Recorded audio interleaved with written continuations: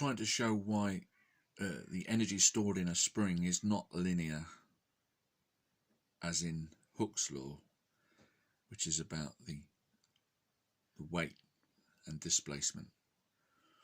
This is a little example of our little guy walking along this distance here. And he's got a harness on and he's lifting a weight through gravity.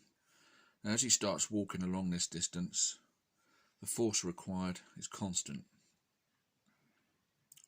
And if we showed this on a graph, this is the distance d as he walks along, and this is the force on the side.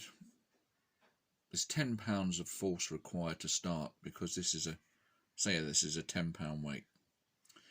So as he walks along, it's a 10-pound force constantly applied, doesn't increase the whole distance. This is work times distance, or force times distance, I should say, equals work. The area under this line represents the work done.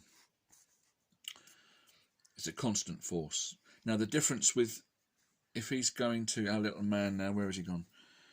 If he's going to walk along the same distance, compressing this spring, the graph would look something like this. He would start off very little force applied to the spring, and as he started to walk along, obviously the spring's getting compressed, so it's exerting more force against our man.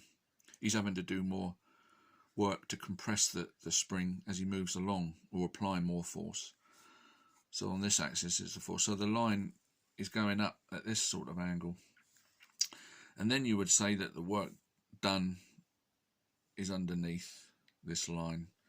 And you can see that for every distance we compress the spring, the energy stored in the spring is not the same as this example.